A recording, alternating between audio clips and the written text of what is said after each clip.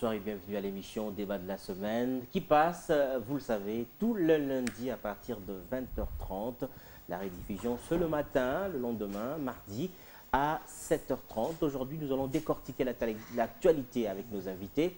3 sujets ont été retenus aujourd'hui. Le premier a trait, vous le savez, n'est-ce pas, au bilan du gouvernement Matata Ponyo, une année d'activité, et voilà, le gouvernement a élaboré un bilan jugé satisfaisant à hauteur de plus de 70% de la part du Premier ministre lui-même.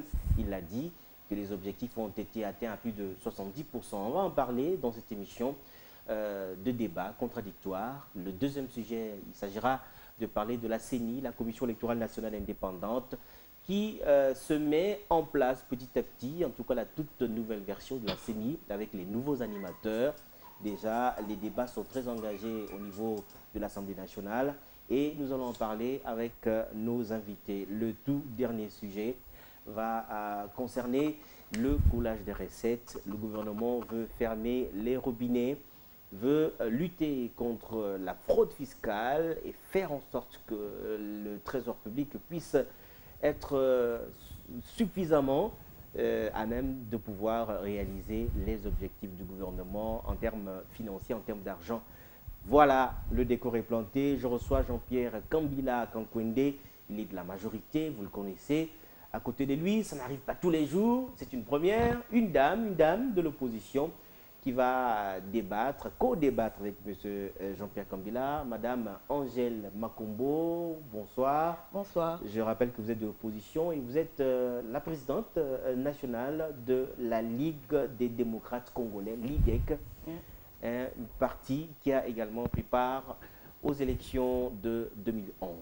Voilà, premier sujet donc, le bilan du gouvernement Matata Ponyo. Je commence par l'opposition. Le gouvernement satisfait du bilan. Côté transport, les bus sont arrivés, 200 bus pour assurer le transport des Congolais. On a noté parmi les grandes réalisations également la bancarisation, les fonctionnaires qui sont payés, militaires, policiers, civils, par la banque. Cela n'était pas arrivé après plusieurs années. On a vu l'élaboration des billets à valeur faciale adaptée, les billets de francs congolais, 10 000 francs, 1 000 francs, 5 000 francs. Voilà, cela fait partie des réalisations que le gouvernement a citées. On dit plus de 70% de satisfaits. Votre réaction? Ma réaction, c'est que je suis choquée. Cette autosatisfaction, presque triomphalisme affiché du Premier ministre Matata Ponyo, je trouve ça frise l'indécence. Pourquoi ça frise l'indécence? Parce que c'est vraiment face à la misère dans laquelle vivent la majorité d'ailleurs des Congolais. On ne peut pas comme ça se dire 70%, tout est beau, tout est bien. Je ne dis pas que des efforts n'ont pas été faits. Vous avez évoqué la bancarisation. Exactement, et oui. puis l'équilibre du cadre macroéconomique, voilà, on parle de l'inflation stabilisée, on parle de la croissance, bancarisation, oui. Mais toute action gouvernementale, quel est son but ultime? C'est le bien-être des populations. Et en un an, parce que le gouvernement dit on ne pouvait quand même pas faire plus ou faire des miracles en un an, mais en un an, ils auraient pu faire mieux, ils auraient pu faire plus vite. Et en tout cas, en un an, moi je constate que la situation des Congolais ne s'est pas améliorée. Je reviens à vous. Pas du tout. Sur le plan social, alors, c'est nul. Je vais revenir à vous. Première question également pour M. Jean-Pierre Kambila. Votre réaction quand vous voyez ce bilan? Madame Makombo dit que c'est négatif, c'est nul. Et il y a l'autosatisfaction, c'est le mot, le terme que j'ai noté. Cette autosatisfaction, devant l'écran, on rit pendant que la situation sociale des Congolais est assez difficile. Bien, avant toute chose, merci pour l'invitation. Je vous en prie. Puis je me sens très honoré d'échanger avec la première dame qui, dans ce pays, a osé vous affrontez. Poser sa candidature. Non. Ah, d'accord, ok. C'est bien. A osé poser sa candidature à la magistrature suprême. C'est quand même pas rien. rien que le fait de penser que peut faire cet acte-là, il faut déjà un certain cran. Et de la manière dont elle a répondu, je vois que ce cran n'est pas vide, c'est un cran qui a quelque chose derrière. Mon souhait est qu'il y ait encore plus de femmes dans la classe politique congolaise.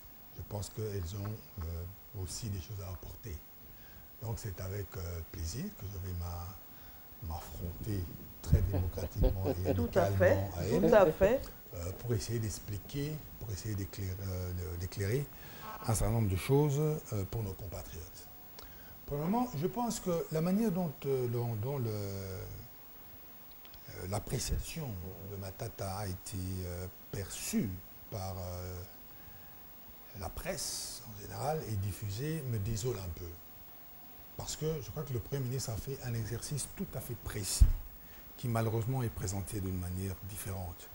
Qu'a voulu faire le Premier ministre? C'est de dire à ses ministres, nous avons ensemble défini une politique gouvernementale. Sur la base de cette politique, nous avons établi une feuille de route. Et cette feuille de route a été déclinée par des responsabilités sectorielles, chacun avec un certain nombre de choses qu'il fallait faire. Qu'avons-nous fait? Est-ce que chacun a fait ce qui était prévu pour lui? Ceci ne dit pas que tout ce qui a été fait là a été bien fait. Tout ce qui a été fait là a donné tout son potentiel. On ne parle pas de ça. Tout ce que le Premier ministre a dit, c'est que voilà, au tel ministère, ils ont eu telle feuille de route, et dans la feuille de route, ce qui a été réalisé représente 50, 60, 70 ou 80%. Voilà ce qui a été dit. Maintenant, par rapport à ça, on peut penser qu'il aurait pu être plus exigeant, il aurait pu demander encore plus, il aurait pu faire plus. Je suis parfaitement d'accord. Mais commençons d'abord par avoir l'honnêteté intellectuelle de définir sur quoi nous discutons. Mais c'est lui-même. Vous avez suivi son point de presse? Vous Bien avez évidemment. suivi ses différentes interviews? Oui. Lui-même dit non. Parce qu'il y avait 4 axes, si je me souviens bien, définis au début de son gouvernement. Disant que oui, on va renforcer l'efficacité de l'État. Disant également, on va développer les infrastructures de base.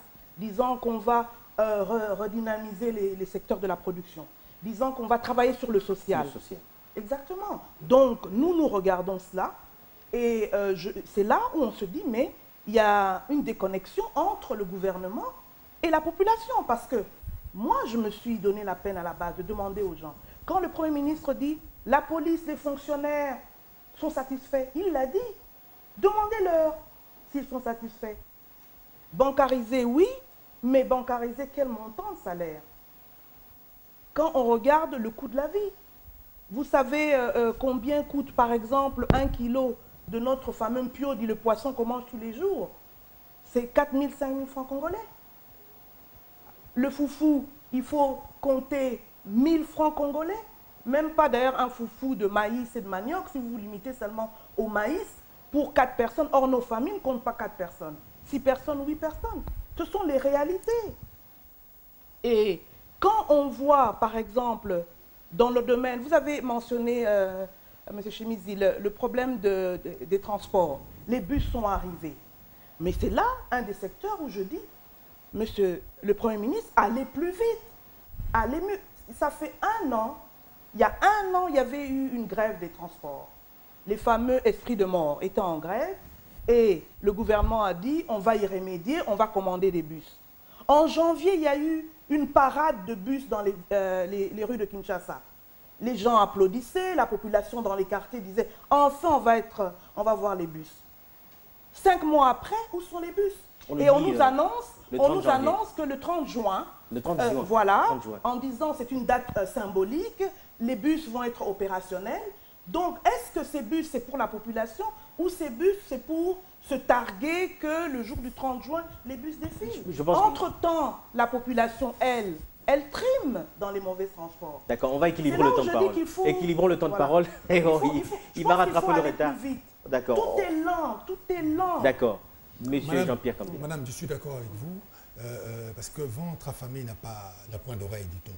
Donc, je comprends que vous vouliez que les choses aillent très très vite. Plus vite. Oui, je comprends ça. Mais ceci dit, il ne faut pas confondre vitesse et précipitation. Ce pays n'a pas de moyens de transport public. On ne peut pas s'arrêter là. Si le pays n'a pas de moyens de transport public, ça veut dire aussi qu'il n'a pas des techniciens qu'il faut. Ça veut dire qu'il n'a pas des managers qu'il faut. Ça veut dire qu'il n'a pas les mécaniciens qu'il faut. Ça veut dire qu'il n'y a pas les chauffeurs qu'il faut. Alors, si on veut faire les choses dans la précipitation, qu'est-ce qu'on fait lorsqu'on est démagogue? On vient, on va les bus, on les met très vite sur le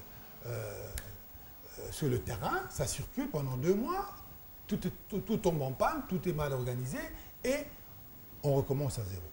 Là, vous avez quelqu'un de sérieux. Ça, je peux le dire, je ne travaille pas avec Matata, il n'est pas mon patron direct.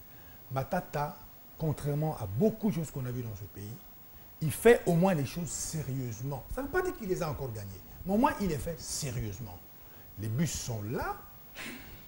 Il fallait organiser d'abord le management des bus, comment ils seront managés, qui va les conduire, ces gens, il faut les former.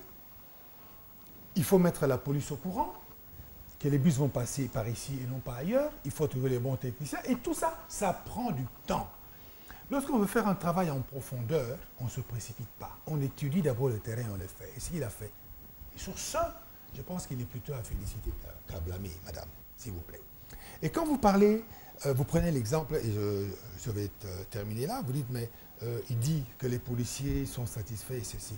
Mais le Premier ministre répond à une question précise. Et quelle était la question? Est-ce que les policiers sont satisfaits de recevoir leur salaire par la voie bancaire ou par les téléphones, enfin je ne vais pas faire de la publicité pour les trucs ici. Ils disent oui, nous sommes satisfaits. C'est le ça qu'il dit. Il ne dit pas que le salaire du policier aujourd'hui est déjà à un niveau satisfaisant. Ça serait indécent. Mais il ne dit pas ça. Et il sait très bien, puisqu'il a toutes les informations, que les salaires ne sont pas encore à la hauteur.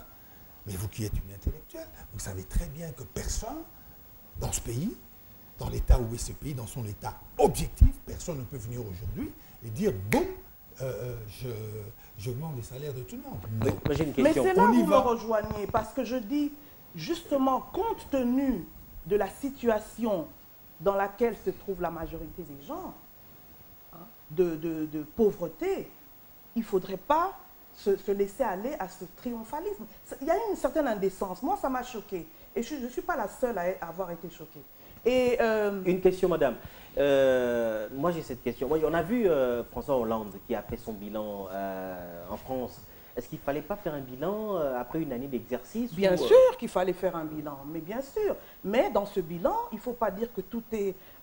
je vous cite des exemples.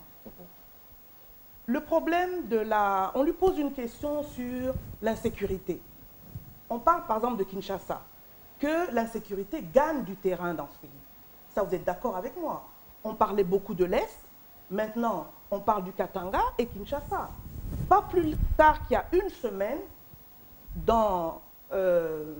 au campus de Kinshasa, un jeune étudiant médecin s'est fait sectionner le bras, et alors que les cliniques ne sont pas loin, il en est mort. Donc l'insécurité est là. Il balaye d'un revers de la main en disant que Kinshasa n'est pas la seule ville où il y a l'insécurité. Moi j'ai trouvé... Je ne dis pas que des efforts n'ont pas été réalisés, mais je suis persuadée qu'on aurait pu faire mieux et plus vite. Mais en tout cas, dans le bilan donné, je me dis qu'il fallait une certaine humilité. Parce que ce qui a été fait, moi je compare ça presque à une goutte d'eau dans la mer. Mais on se bombe le torse en disant oui, on a fait cela. C'est un peu indécent. Une question. C'est vraiment indécent. Et l'eau, l'électricité, vous voyez une amélioration? C'est ça les routes, question. la route de l'université, 1 an, parce qu'il y a eu un cas de mort, une ambulance qui ne pouvait pas rouler et quelqu'un en est mort, on est venu nous boucher les trous à la dernière. 1 an? Je ne parle pas de précipitation. Je dis quand il y a urgence, il y a des actes, quand on est un gouvernement, qu'on doit poser. Et quand on ne les a pas posés, il ne faut pas se targuer. Monsieur Jean-Pierre, moi j'ai cette interrogation. On a l'impression que, bon, on passe un peu à côté de l'essentiel. L'essentiel, c'est quoi? Moi, je voulais parler également de l'électricité, de l'eau, du social, la création d'emplois. On ne crée pas d'emplois. les entreprises... 75% de Congolais en sont privés d'eau et Voilà, on dit la croissance économique, mais l'indice du développement humain aujourd'hui, c'est ridicule lorsqu'on voit que la RDC occupe la dernière place. C'est ça un peu l'essentiel du Congolais aujourd'hui n'est pas pris en compte. On passe à côté de l'essentiel, on parle de la croissance économique qu'on a stabilisée depuis des années. Matata a trouvé la croissance déjà stabilisée. À l'époque déjà de Mouzito, elle était stabilisée. Bon, il y a eu des efforts quand même, mais ça avait déjà été fait. Mais l'essentiel des Congolais, ce n'est pas encore pris en compte. On est toujours dans le gouffre. On n'est pas sorti du gouffre encore. On est loin d'être sorti du gouffre. Je pense qu'il faut distinguer les choses. Hein.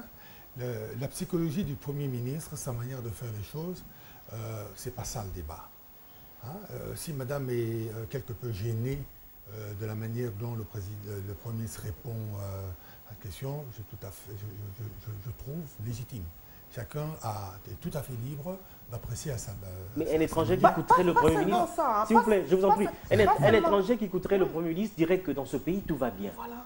C'est l'impression que non. Je les crois gens que ont... les gens ne sont pas malades. Hein, les gens ne sont pas malades. Les gens sont fort conscients de la situation de la République démocratique du Congo. Je crois que Matata a fait ce qu'on appelle généralement un bilan, mais moi j'appellerais peut-être contrôle continu. Je pense que pour moi, ça serait une exception plus juste. Parce que le bilan, c'est comme si, vous savez, vous demandez à quelqu'un de construire une maison pendant 5 ans, vous lui payez tout. Bon, et puis la première année, vous voulez déjà savoir ce qu'il a fait. Oui, si vous êtes un ingénieur civil, vous comprendrez bien ce qu'il est en train de faire parce que vous allez remarquer qu'il est encore dans le trou, en train de travailler en bas. Mais lui, il sait très bien comment il a planifié, comment il va arriver à ça. Ce n'est qu'une image pour montrer un peu le sens de ma pensée. Je ne suis pas de ceux qui viendront dire ici que tout va bien au Congo. Ça, je ne le dirai pas. Non, parce que c'est pas vrai, ça ne serait pas vrai, et ça serait insultant que de le dire. Ce qui importe pour moi aujourd'hui, c'est que chaque jour qui passe, on fasse quelque chose, et quelque chose de solide, qui va dans le bon sens. C'est ça qu'il faut aujourd'hui. Or, sur ce plan-là, je vois que le travail est en train de se faire. Vous dites que Matata a trouvé un certain équilibre des comptes, les équilibres macroéconomiques étaient déjà là, la croissance elle était déjà à 6-7%. Mais c'est vrai, mais il faut encore le maintenir. Il faut encore le maintenir, sans oublier que c'était quand même lui qui était ministre des Finances. Mais là, on n'est pas ici pour coter les gens, parce que moi, je n'aurais pas coté les gens comme il a fait. Bon. Mais l'essentiel, pour vous dire, je suis d'accord qu'il y a des problèmes d'eau. Je suis d'accord qu'il y a des problèmes d'électricité. Je suis d'accord qu'il y a des problèmes de panier de la ménagère. Je suis d'accord qu'il y a des problèmes de route. Je suis d'accord, mais qu'est-ce qui est fait pour que chaque jour qui passe, on avance un peu? Ce qui est fait, c'est quoi? Lorsqu'on parle de bancarisation, on dit « Ah oui, mais la bancarisation, ça ne me donne pas à manger. » Bien sûr, ça vous donne à manger à terme.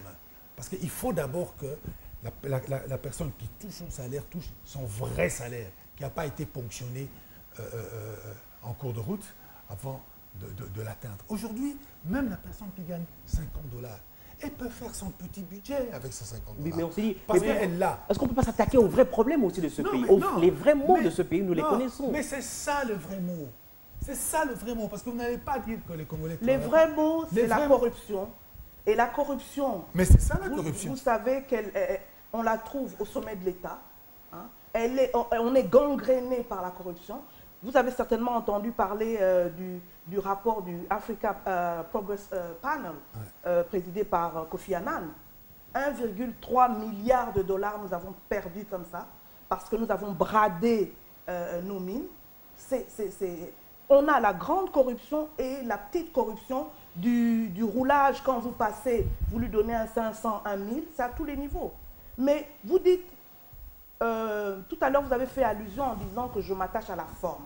Pas seulement la forme, le fond. Prenons par exemple l'agriculture. Le Premier ministre lui-même dit, et nous, toute personne censée sait, que ce n'est pas l'État qui produit. Pour vraiment stimuler le développement d'un pays, c'est le secteur privé. On nous dit que l'agriculture est essentielle. Nous sommes tous d'accord. Agriculture qui a été négligée depuis des décennies. Mais vous pensez que les actions prises depuis 1 an sont les bonnes? On nous annonce les derniers mois, on va débloquer 50 millions de dollars pour l'agriculture. Mais il faut savoir que l'agriculture, c'est toute une filière. on va faire de quoi de ces 50 millions? Il faut commencer, Et la dernière, il faut commencer quelque part, madame. Madame, mais si vous justement, permettez, ce arrêtons-nous. qu'on fait, on achète des Madame, tracteurs arrêtons-nous. qu'on donne à des gouverneurs, et puis les gouverneurs ne les utilisent pas bien. On a été dernièrement dans le Bandundu, on voit sur certains champs des tracteurs qui ne marchent pas, rouillés, parce qu'il y a des problèmes de pièces de rechange. Et on ne sait pas qu'au départ, c'est le paysan qu'il faut soutenir. Il a été dit, regardez l'exemple de on nous annonce 55 millions de dollars pour redynamiser la ferme de l'Ancélé. Ah oui, oui, on va en parler. On a demandé à chaque province de pouvoir élaborer une politique agricole qui correspond à la province, parce que toutes les provinces ne se ressemblent pas. Chaque province a ses réalités. Donc, on a demandé à chaque province de pouvoir élaborer une politique agricole. Et ce qu'on a donné, ce n'est qu'un financement. Ce que je vous dis, c'est que on nous dit que certaines études préalables on par nous rapport dit à ça. à grand renfort de publicité que l'année écoulée est notée à 70% et plus. Moi, je vous dis que je ne dis pas que des efforts n'ont pas été faits, certains efforts ont été faits, mais que par rapport au maigre bilan qu'on a eu, il n'y a pas vraiment besoin de faire tant de triomphalisme. Et je cite par exemple le secteur de la sécurité, je cite l'insécurité, je cite maintenant l'agriculture. Donc il faut voir secteur par secteur. Vous parlez des maigres bilans, mais les capitales occidentales disent que le gouvernement a franchi un grand pas. Si vous permettez, j'espère... Les États-Unis. Si vous permettez, on va quand même donc mon propos est celui-là. Mon propos n'est pas dire que rien n'a été fait. Permettez que M. Mon propos Jean-Pierre est de dire que par rapport à ce qui a été fait, vraiment, il reste encore beaucoup à faire. Et on aurait pu mieux faire. Ok, on l'a compris. Le temps qu'il puisse parler. Madame, je suis d'accord avec vous qu'il reste beaucoup à faire dans ce pays. Je crois on est trop lent. Même si le Premier ministre était ici, il n'allait pas vous contredire. Il y a beaucoup à faire. Seulement, pour faire le beaucoup là, le premier et le deuxième pas, il faut le faire. Vous parlez de corruption. Voyez-vous, la corruption, elle existe. Mais il faut bien commencer quelque part. Ouais, parce que ce qui est mauvais dans ce pays, c'est quoi, à mon avis? Et malheureusement, je vois que vous reprenez la même formulation. C'est-à-dire que dès que l'on touche ici, vous dites, ah oui, mais vous aurez dû toucher là-bas. Si on avait touché là-bas, ah oui, mais vous aurez dû toucher ici. Non. On ne peut pas fonctionner comme ça. Chacun, celui qui est au pouvoir, il définit un certain nombre de priorités, mais pourvu que ces priorités-là aillent vers l'essentiel. L'essentiel ici, vous l'avez dit, il faut que les gens vivent normalement, qu'il y ait de l'eau, qu'il y ait de l'électricité, les enfants à l'école, quand on est malade, on va dans les hôpitaux décents, etc., etc. Pour faire ça, il y a des fondamentaux à mettre en place. Ces fondamentaux, le gouvernement Mongito avait commencé à les faire, ce gouvernement continue à le faire. C'est ce qu'on appelle grosso modo les grands équilibres, donc les grands équilibres macroéconomiques, la reconstruction des infrastructures fondamentales de base, etc., etc. Ce travail-là, il est en train de le faire. Ceux qui ne le voient pas, c'est-à-dire qu'il ne veut pas voir. Parce que même l'agriculture dont nous parlons, si vous produisez et qu'il n'y a pas de route, votre production ne sert à rien. Il faut bien qu'il y ait des routes pour aller vers les centres de consommation. Il faut bien qu'il y ait des chemins de fer pour amener vers les ports extérieurs qui vont sortir des produits de consommation extérieure. Et lorsqu'on parle comme ça, grosso modo, d'une politique agricole, c'est-à-dire qu'on réfléchit sur cet ensemble-là. Ça ne veut pas dire que c'est l'État maintenant qui va aller prendre la houe ou monter sur le tracteur, les représentants de l'État commencent à le faire. Non, ce n'est pas ça. Et d'ailleurs, les tracteurs qui sont venus, les 3000 tracteurs jusqu'à aujourd'hui, ils n'ont pas été distribués dans des organismes d'État. C'est quand même des choses que je suis, c'est pas vrai. On a donné au gouverneur pour qu'il les redistribue derrière à qui? Aux opérateurs économiques confirmés, ceux qui savent, qui ont fait la preuve, qui travaillent dans l'agriculture. Et vous êtes sûr que les gouverneurs l'ont fait? Vous êtes sûr? C'est ça le drame. C'est ça notre drame. Madame, on a deux sujets encore qu'on n'a pas abordés. Ça fait 20 minutes. Il n'y a pas de c'est un débat. Madame, ne pensez pas, si vous pensez que c'est fait, mais je vais vous dire oui et non, parce que tous les gouverneurs ne sont pas les mêmes. Moi, j'ai vu et dénoncé moi-même des tracteurs que j'ai vus entreposés dans une paroisse à Kisangani. Je n'ai pas honte de le dire.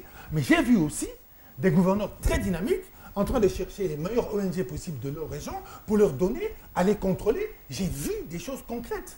Donc, je ne peux pas dire que est bien comme dans le meilleur des mondes, ou tout est absolument négatif. Il ne s'agit pas de ça. La situation du Congo aujourd'hui, c'est que sur un certain nombre de plans essentiels, notre pays, s'est stabilisé et il avance péniblement parce que c'est difficile. Vous savez, nous avons un grand pays qui était dans une situation de léthargie terrible. Il faut faire bouger les choses et les choses sont en train de bouger. Mais ne nous précipitons pas. D'accord. Il faut aller vite en tout cas. Et puis il faut réduire absolument l'opacité. L'opacité. Moi j'aimerais que à tous les niveaux de gestion, dites-moi ce qu'on fait des $50 qu'on me prend à chaque fois que je voyage. Madame, où est ce... Ah, très bonne question. On a droit à l'information. Oui, madame. Et il y a une telle opacité madame, vous que posé, le citoyen se dit... Voilà. Vous savez, madame... Il y a des questions comme ça essentielles. Madame, oui. Quand vous dites, qu'est-ce qu'on fait des $50 que l'on paye lorsqu'on voyage? À l'aéroport. À l'aéroport, taxe d'aéroport, par exemple. Non, d'accord. Madame, est-ce que vous savez le nombre d'aéroports qui sont en rénovation aujourd'hui? Oui, donnez-vous aussi la peine de ça. Parce que venir poser les questions à la télévision, c'est une chose. Mais que de se renseigner pour savoir exactement ce qui se fait, c'est encore une autre chose. Alors, prenons ce que vous et moi, nous pouvons voir. Que nous avons aussi. Prenons ce que vous et moi... On n'a pas à portée de la main laissez-moi vous répondre. L'information. Laissez-moi vous répondre. Si vous voulez savoir ce qui se fait, rien qu'à Kinshasa, allez à l'aéroport de Ndjili aujourd'hui. Vous allez voir que, par exemple, toute la piste, je dis bien que toute la piste est en train d'être rénovée. Vous savez comme moi que ça coûte énormément cher. Voilà un endroit où va l'argent. Ceci dit, Monsieur Kambila, je ne veux pas savoir si la piste est rénovée. Je veux savoir combien nous avons perçu à la fin du mois, combien la piste coûte. En tant que citoyen, j'ai le droit de savoir. Et c'est ça que je ne sais pas. Mais c'est votre droit. Je veux savoir quel est le contracteur. Il y a toute une opacité dans la gestion des fonds. Quel est le contracteur? C'est ça le problème. Il y a chaque année. Il y a une attitude de défiance absolue. C'est-à-dire qu'on part de l'idée que tout est triché, que tout est faux. Bon, non, un récent exemple, le bois. Vous avez entendu des centaines de tonnes de bois qui, dans la province du Katanga, ont fait le chemin du port, je crois, de Kalemi. Vous êtes au courant de cela? Ça fait la page, la une, d'ailleurs, dans les journaux occidentaux. Oui. Voilà. Et là encore, on se dit, ces grumes, comment elles partent en toute illégalité? Parce que vous êtes convaincu qu'elles sont parties en illégalité parce qu'un journaliste belge l'a dit. Pas seulement belge. Non, mais écoutez. Non, madame, voilà pourquoi je vous dis, madame, renseignez-vous. Parce que vous partez d'une défiance totale et absolue. Tout ce qui se fait est opaque. Avant même de poser la question. Un autre petit exemple. Avant d'aller prendre je pense qu'on va passer au deuxième sujet. Imprimé et dans lesquels il y a tous ces renseignements. Vous voyez, madame, allez à la RVA. OK? Parce que c'est la RVA qui gère cet argent-là. Demandez-leur le renseignement. J'avais demandé en janvier quand j'ai voyagé. On m'a dit non, ce n'est pas disponible. Alors, monsieur Kambila, je vous serais vraiment reconnaissant de me procurer ce rapport-là. Non, madame, non. Moi, ne me posez pas... Non, ne me donnez pas votre travail. Vous êtes... Non, mais donnez-moi votre travail. Vous aviez des ambitions politiques. Vous appartenez à un camp qui se refuse de donner l'information. Non, on ne refuse pas. Vous ne voulez... Vous ne demandez pas l'information. Je l'ai demandé en janvier. Lorsqu'on vous la donne... En janvier, j'ai demandé. Le deuxième sujet, là, voilà. c'est le coulage, puisqu'on parle du gouvernement. Voilà. Puisqu'on parle du gouvernement, on va prendre un sujet qui s'apparente à tout ce qu'on dit là, le coulage des recettes. Peut-être une volonté du gouvernement de pouvoir boucher les trous où les recettes de l'État sont parfois détournées, prennent d'autres chemins. Alors, un séminaire qui a été applaudi par les observateurs de la classe politique. Comment vous avez jugé, vous, ce séminaire sur les recettes, où on réfléchit pour voir comment on peut faire en sorte que le trésor public puisse avoir suffisamment de moyens? Bonne chose, c'est ça? Non, bien sûr, l'initiative est à saluer qu'il y ait eu ce séminaire-là. Et d'ailleurs, j'ai demandé les conclusions pour lire. Mais les interrogations que j'avais, je me disais, mais qui a participé à ce séminaire? Y a-t-il eu des opérateurs économiques qui sont touchés par ces questions, qui suivent ces questions, ou bien il n'y a eu que des politiques? Bon, et puis il faudrait être... J'ai entendu le discours du premier Premier ministre, et j'aurais souhaité, mais peut-être que ce n'est pas dans un discours qu'il va dire tout ça, que secteur par secteur, qu'on nous dise où il y a fuite et quelles sont les mesures qu'on doit prendre pour y remédier. Parce que je suis sûre, Monsieur Adam, que ce n'est pas ni vous ni moi qui contribuons à ce coulage, c'est plus haut que nous. Donc, pourquoi ça se perpétue? Parce qu'il y a l'impunité. Et notre justice est malade. Notre justice ne fait pas son travail. Et d'ailleurs, le niveau de la justice, ça reflète quel niveau de développement un pays a atteint. Et nous, dans ce domaine-là, encore un domaine où vraiment, nous sommes très en retard. Tant qu'on ne mettra pas fin à l'impunité, à cette délinquance économique, à cette corruption, et corruption qui vise justement des gens très haut placés, eh bien, ça continuera. Mais je ne peux qu'applaudir qu'il y ait eu cette initiative de faire ce séminaire-là. Monsieur Kambila, on parle des sanctions, l'impunité pour mettre fin. Le gouvernement ne doit pas se plaindre, bon, mais prendre des actions, prendre des initiatives pour que cela ne se répète plus. Oui, vous avez, je crois que madame a parfaitement raison. L'impunité, oui, l'impunité est à la source de beaucoup de nos maux. Le fait que quelqu'un se sente autorisé à poser des actes répréhensibles est à la base de beaucoup de maux. Mais là aussi, le schéma est toujours le même. Voyez-vous, une situation est là. Je juge la situation, bien évidemment, mais ce que je juge le plus, c'est qu'est-ce que l'on fait réellement. Est-ce qu'on bouge ou on ne bouge pas? Parce que de critiquer la chose, bon, on est tous d'accord. Il y a la corruption, mais contre la corruption, qu'est-ce qu'on fait? On commence d'abord par lutter, par boucher les trous. On commence par se mettre ensemble, réfléchir, échanger. Vous, qu'est-ce que vous allez faire? Quelle est votre idée? Comment on peut faire? C'est ça, la réalité. Je vais vous donner un exemple tout à fait concret. ITI a parlé de 88 millions de différence entre ce que les sociétés minières réclament et... Non, madame. Non, mais madame. Voilà. Laissez-le continuer, s'il vous plaît. Non, je me réjouis qu'il mentionne l'ITI. Okay. Non, mais réjouissez-vous jusqu'à la fin, madame. J'espère que vous allez vous réjouir jusqu'à la fin. Voilà, Maintenant, oui. il dit qu'il y a une différence entre les chiffres qu'on a reçus ici. Et voilà. Je sors le matin, là, toute la presse de la République ici, on a volé 88 millions à la DGRAD.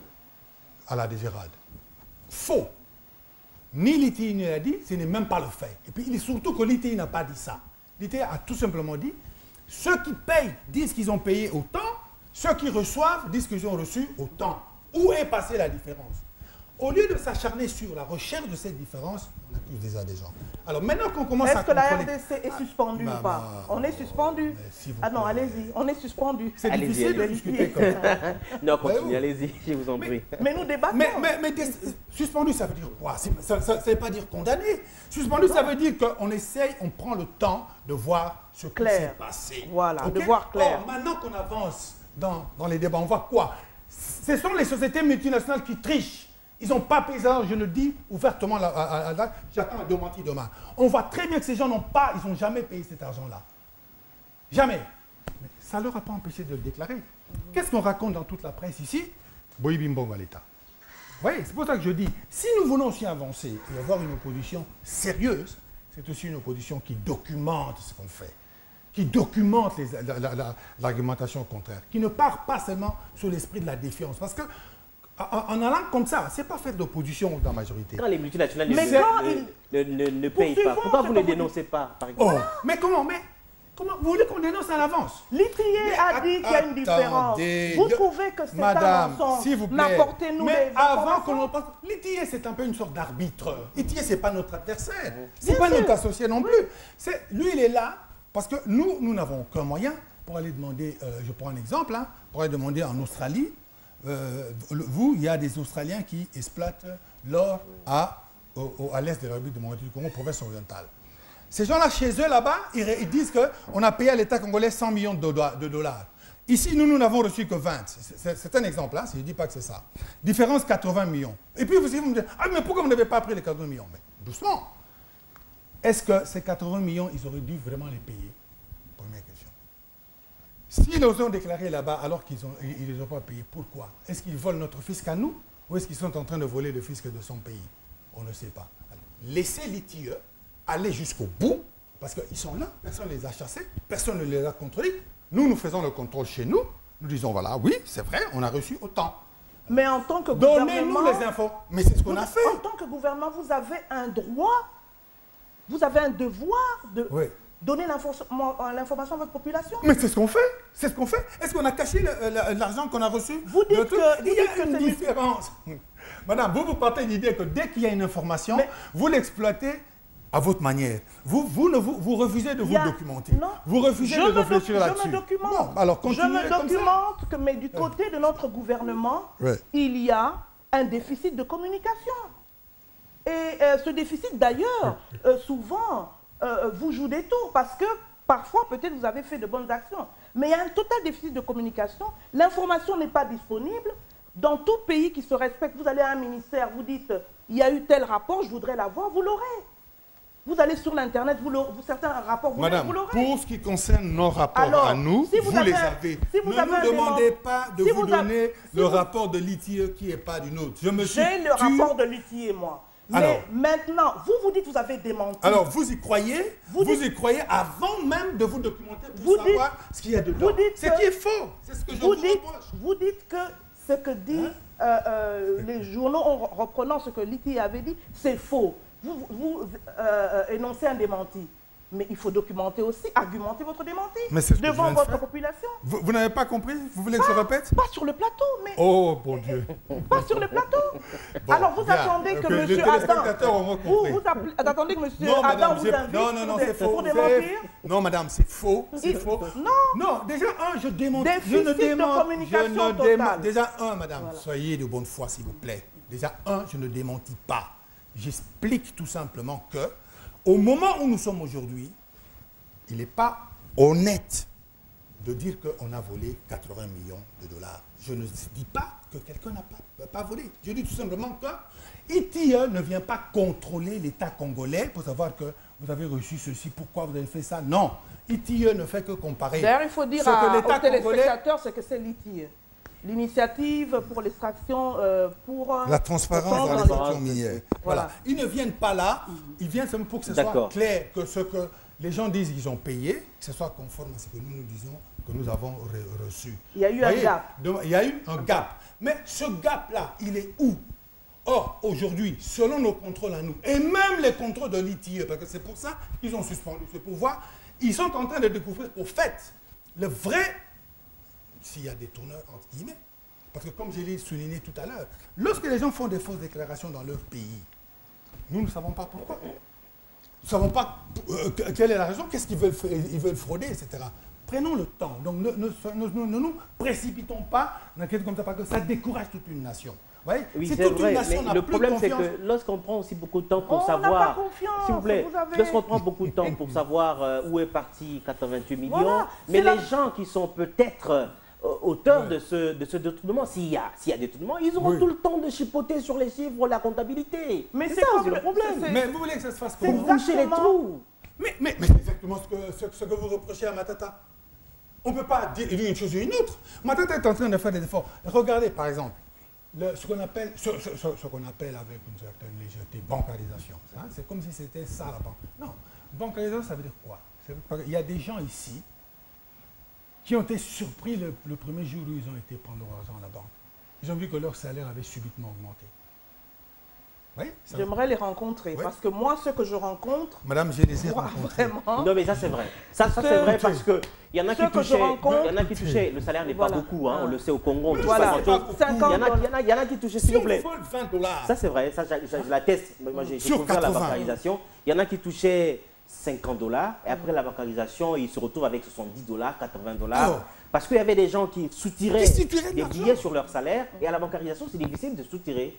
Vous voyez, alors, résultat, ça veut dire quoi? Ça veut dire que la maman là, qui a travaillé, qui touche très peu, c'est 75 $, c'est peu. Mais elle dit, mais mon argent, c'est vraiment 75 $, c'est pas 50 $. Déjà, dans son esprit, elle sait que maintenant, je ne suis plus volé. Déjà, elle sait que je ne suis plus volé. Même du point de vue éthique, il y a déjà un message qui est passé. C'est-à-dire que nous sommes en train d'éradiquer le vol. Merci beaucoup. Et ça, c'est déjà beaucoup. Et deuxième chose importante, ça a permis bien justement de payer les gens au salaire qui est le leur, mais aussi à économiser de l'argent. Parce que ces gens-là, ils ne soutiraient pas seulement auprès des gens. Madame, ils voulaient aussi auprès de l'État. Je vais vous demander de conclure. Il faut dire bravo. Madame, je vais vous demander... Je l'ai dit en début d'émission. Bon, répétez-le, ça ne vous fera pas de mal. Voilà, je l'ai dit en début d'émission, mais ce que je dis par rapport à ce qui a été fait et ce qui reste à faire et la situation misérable des Congolais, se bomber le torse, c'est indécent. Vraiment, ça passe mal. Oh si, moi aussi. Les émissions, les interviews. D'ailleurs, j'étais aux États-Unis à l'époque, en mars, quand le Premier ministre est passé. C'était oui, mon action, etc. Non, par rapport à ce qui reste à faire. Et surtout la misère dans laquelle vit la population, c'est En conclusion, parce que nous sommes à la fin, qu'est-ce que vous pouvez dire à cette population qui vous suit, vous qui êtes de l'opposition, par rapport à ce que nous avons dit sur le bilan, parce qu'on a pris 25 minutes sur ça. Dans les quartiers, en tout cas dans les quartiers, la réaction des gens c'est « Ah, le Premier ministre a lobby à sali 70%.